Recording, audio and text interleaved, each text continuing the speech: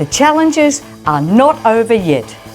Just when many were getting back to some sense of normal, it seems that things are getting ready for another shaking. The earth trembles, thunders quake, bolts of lightning, mountains shake.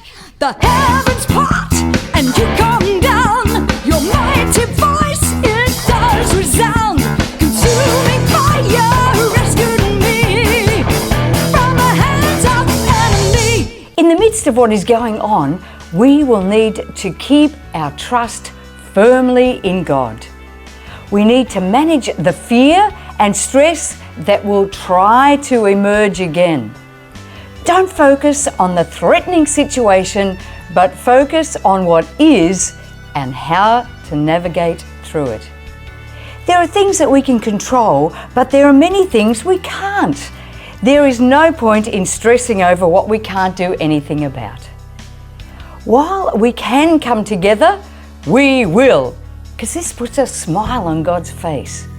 We are children of the Most High God. He loves us and cares about every aspect of our life. When we come together and worship Him, our week will go better.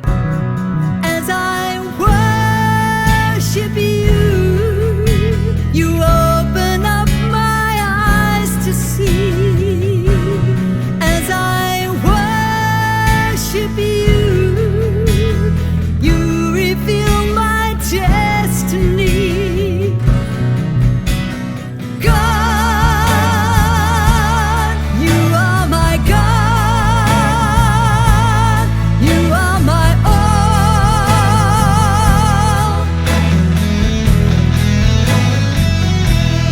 Without your love holding me up, I could not stand tall. We do have an enemy, and Scripture says that he goes around like a roaring lion, seeking whom he may devour. Thoughts from the enemy will always come telling us what we can't do, what we'll never be able to do, how things will never work out. The problem is far too big. It's a lie. We have to keep our minds fixed on what God has promised us. The bombarding thoughts of the enemy will always come. Scripture says that the enemy goes about as a roaring lion, seeking whom he may devour. The purpose of a lion's roar is to intimidate. He strikes with fear, terror, and intimidation. The devil's the liar. He'll kill and destroy. He'll say, keep away from Jesus. That's a good boy. 'Cause he's so scared that you'll find out that he was knocked out and Jesus wasn't found. Our enemy tries to paralyze us. He knows that God has great things for our life, and he does not want us to walk into it. He wants us to shrink back. He would like us to think that we will never accomplish our dreams. Church will never be the same again. We must learn to dial down his voice. He roars as a lion, but he's like a kitten with a megaphone. All bark, but no bite. The enemy roars loudly because he knows there are great things in our future. The enemy is a liar and there is no truth in him. If he says that we will never see breakthrough or revival, you can be sure that it's on the way.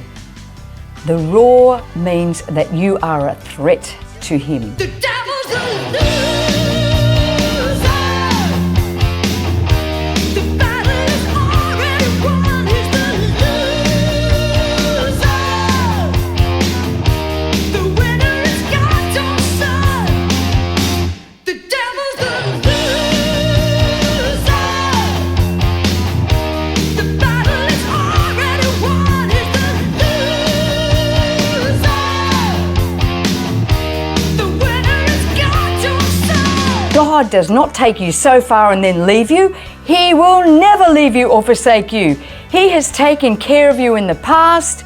He is now taking care of you, and he will take care of you in the future. Stay in the flock where there is safety. I think you become an easier target when you are on the outskirts of a crowd. Those who gather together look out for one another.